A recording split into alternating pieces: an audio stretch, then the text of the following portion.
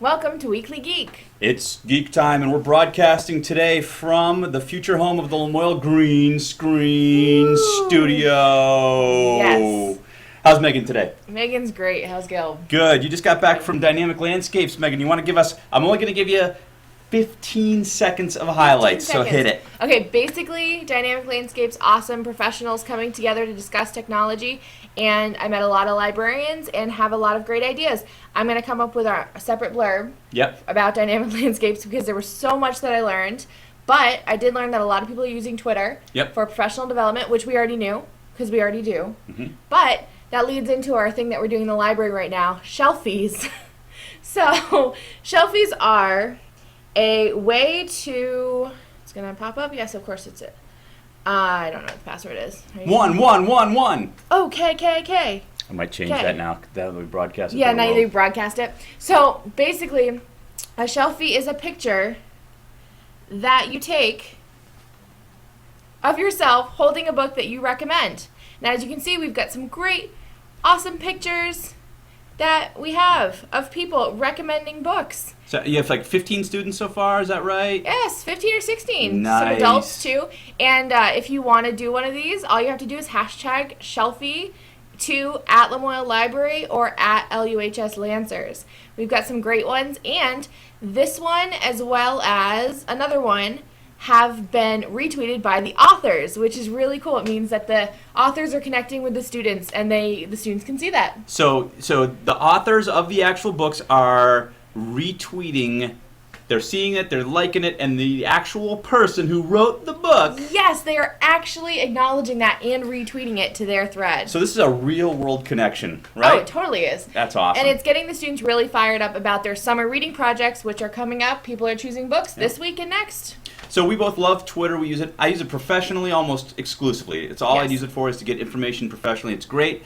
And, just last week, too, we also shot a couple of photos out of Tim Dobson using Kahoot in the classroom. With his he gamified a little bit more. He's got a weekly vocab quiz using Kahoot. Kids are creating them.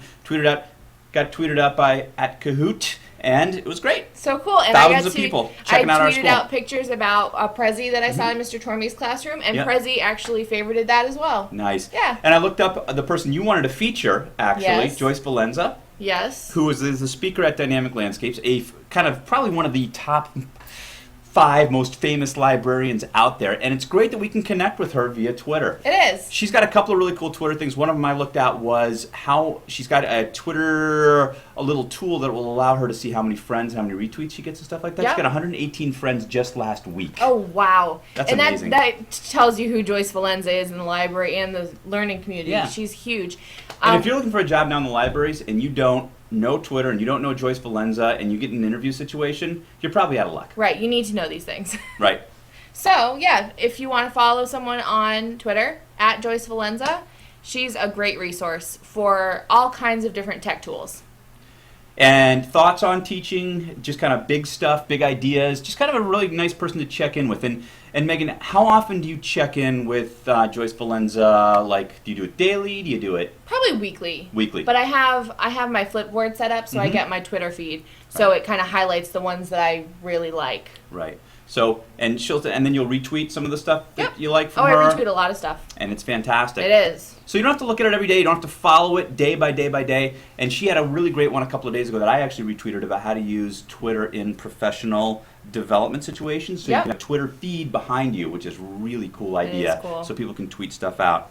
Got a couple of tools that are out there that I wanted to show off. The first one is actually called Adobe Voice. And Adobe Voice is brand spanking new, and I got to admit, it's a little bit tweaky and buggy, but Adobe produces Photoshop and does some really great stuff. And I had a blast doing this. It took me about 10 minutes to produce a cool little video. What it allows you to do is, it's kind of like a cross between iMovie and Explain Everything. Okay. So you can do a quick little slideshow, like this one right here, that I'll show you real quick, where you can put together pictures, but the cool part is you can narrate over it. Right. So I did a very quick little one about Lancer 1 here. It's like a commercial, actually. It's 30 seconds long. I noticed that. It is like a commercial. Very much like a commercial. It would be a really nice way to use this as a sponge activity. Yep. If somebody does an iMovie, someone does a project, well, capture your thoughts on this. And what I really like about it, too, is they've really thought out how to, I'm just going to throw something down here real quick,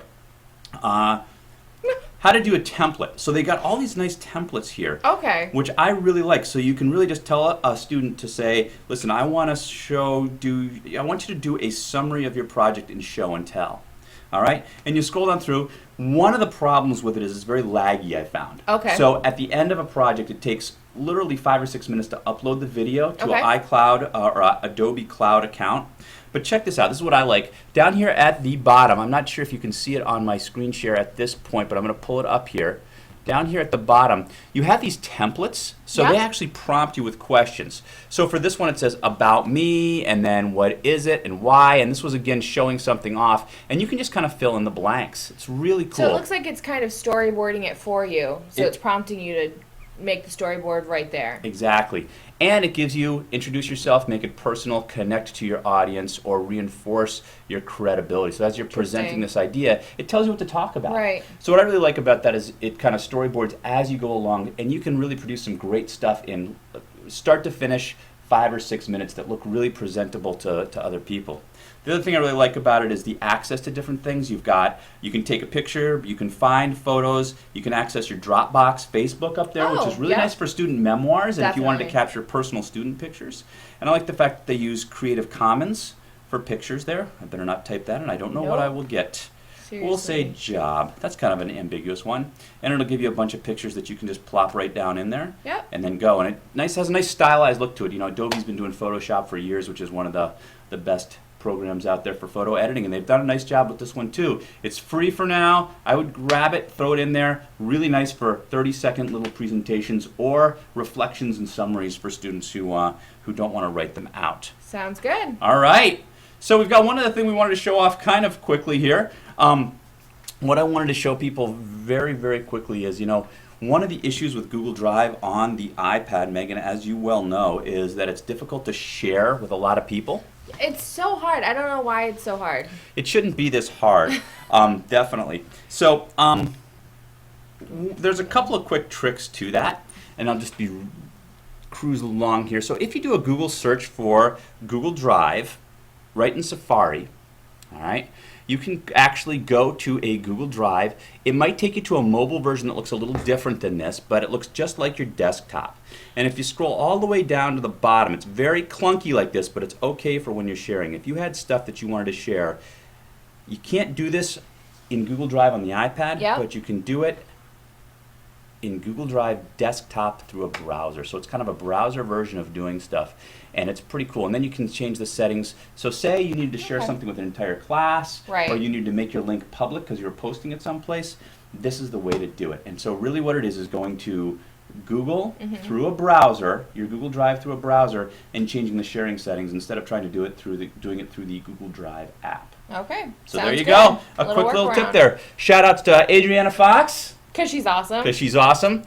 And another shout out to Jeremy Rector. Jeremy Rector facilitated a great faculty meeting on Monday. I heard it's the most talked about faculty meeting that I've seen in a long time. Great use of haiku for polling, which is fantastic.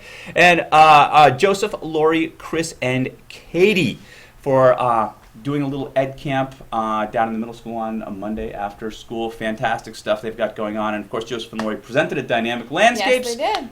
Opposite Joyce Valenza, which is a tough act to be opposite. It is, and I went to Joyce Valenza because, she's my idol. Remember, iPad collection's coming up. That's on my plate. Keep an eye on it the next couple of weeks. And Vermont Fest. Yes, Vermont Fest, November 6th through 8th. Let's get a couple of presentations together. We'll have some fun down there, and it'll be great. Sounds good. Also, summer reading starting, and if a kid has an overdue book, they can't check out a book. Dun dun. Dun. You've been geeked. Woo! Have fun.